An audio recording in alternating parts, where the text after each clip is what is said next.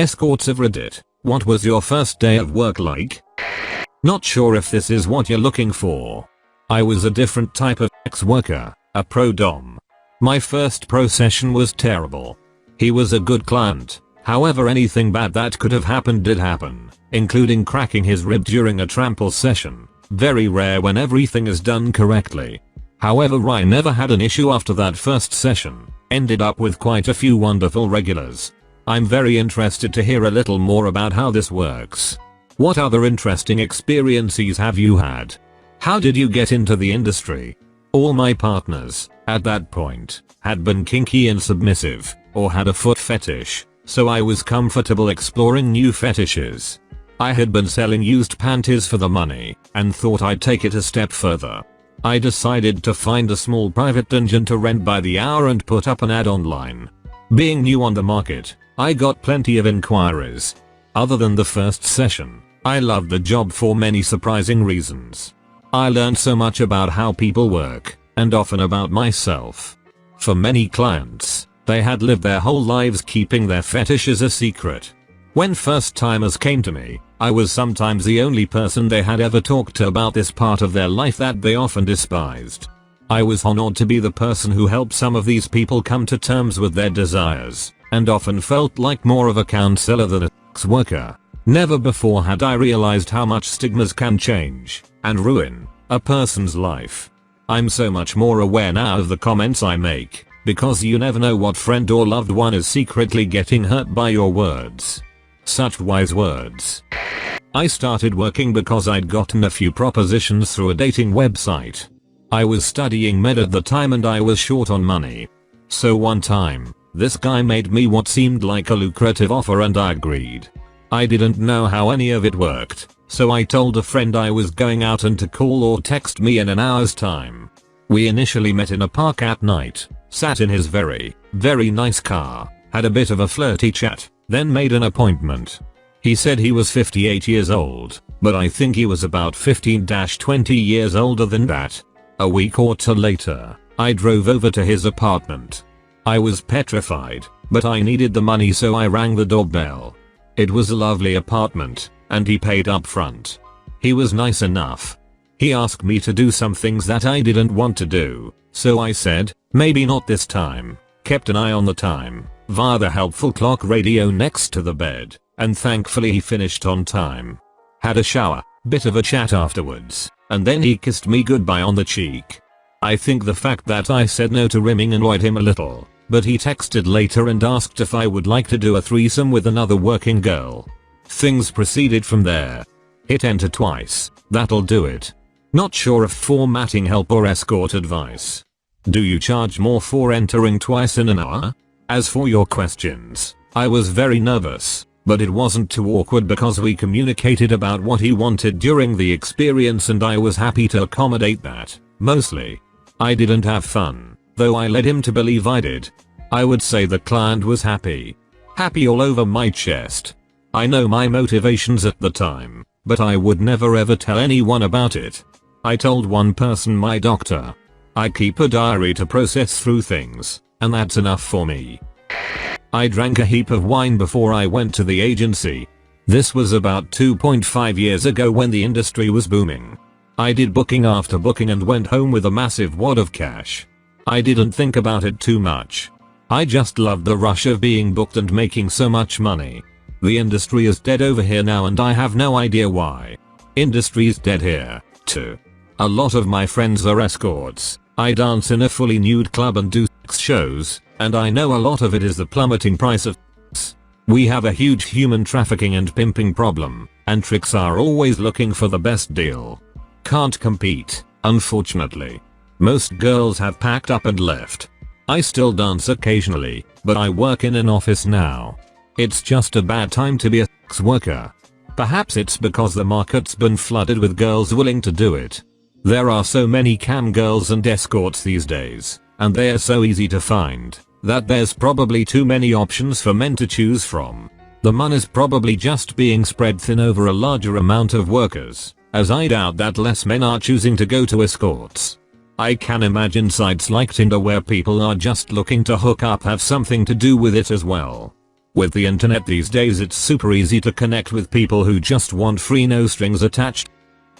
Yes, a lot of the girls have speculated that new apps and sites like Ashley Madison, Adult Friend Finder etc. are part of the problem.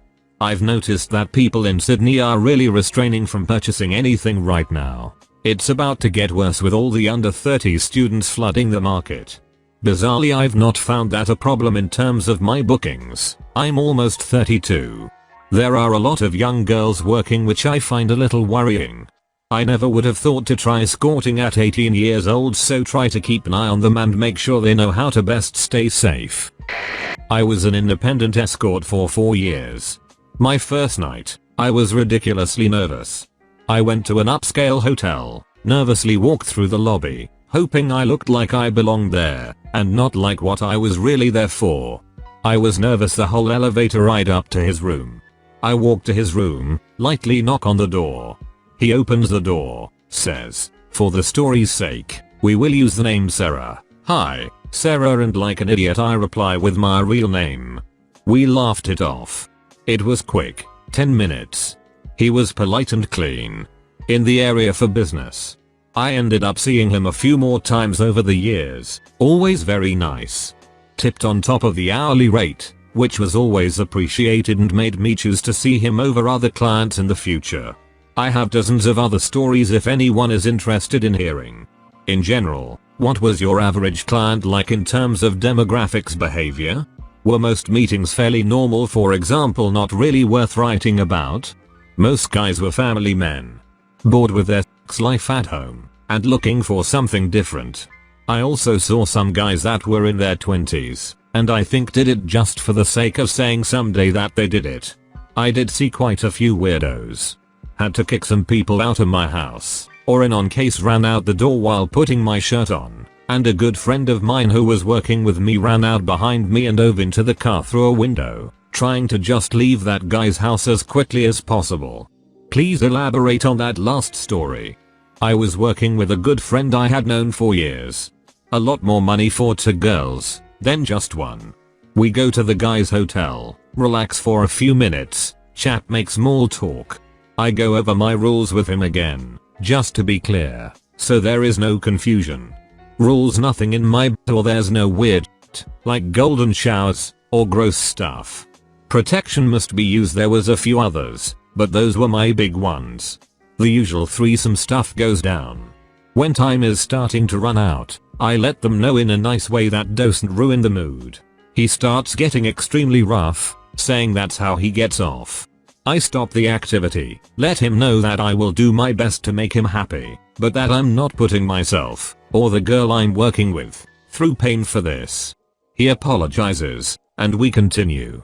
He once again starts being rough with me, to the point that my friend has to push him off. He starts getting angry and yelling, saying we owe him back the money. I did not want to deal with that level of crazy, or have the cops called and have to explain anything. We took off as quick as possible. I didn't work for a few weeks after that. I'm a straight male escort, and my first day of work was definitely not what I expected. I had female friends in the industry, so I already knew what a normal job would be like. It's the same regardless of gender. In a typical booking, you meet, chat for a bit, sort out business, ask the client to shower, then get down to business.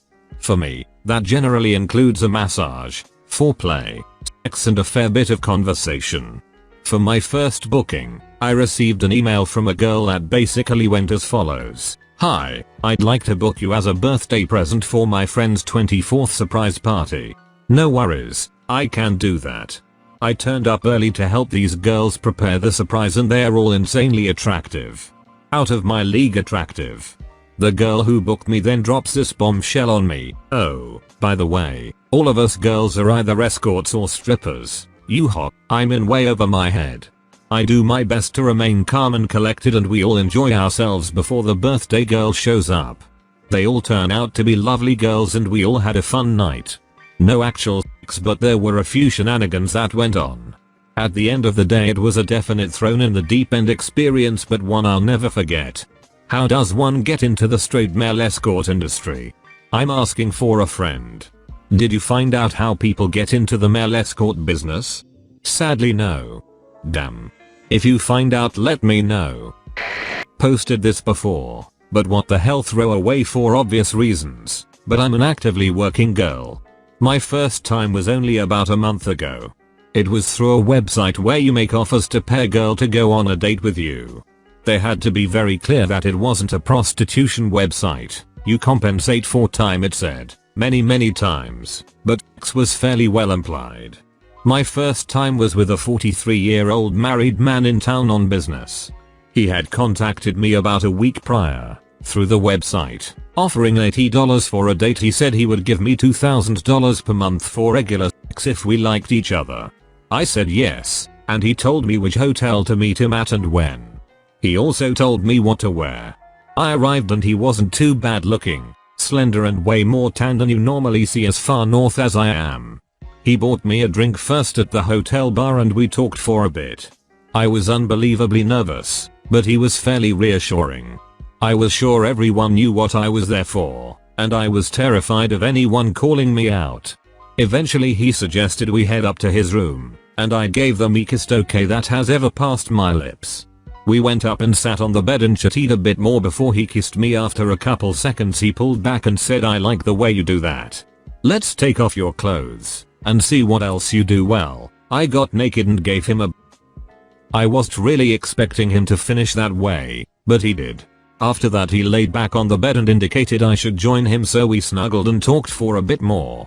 Eventually he told me that he thought I was funny and sweet and too good at that, and that he didn't want to see me again in case he formed an emotional attachment.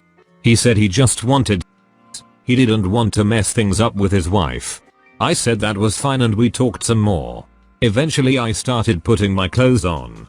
I was waiting for him to give me some money, but he wasn't making any moves in that direction, so I sat and talked with him a little longer. Eventually I reminded him that we had agreed on $80 for the date, and he acted all surprised. Then he made a show of looking for his wallet and then counted out each bill and dropped it on the bed as he did. I took it and left, not accepting his offer to call me a cab. I felt pretty gross.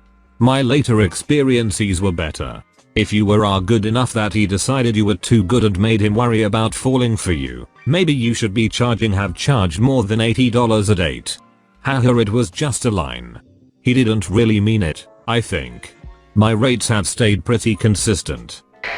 I tried being a rent boy for about a week. The first time was when someone messaged me on Manhunt, offering to suck my dick for $200, which sounded okay, and is actually not too uncommon in the gay community. I went to some random hotel in Chelsea and nicked in some guy's mouth.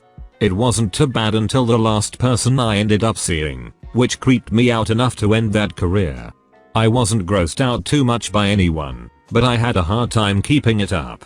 So for this client, with the username Globed, I took Viagra right before getting there.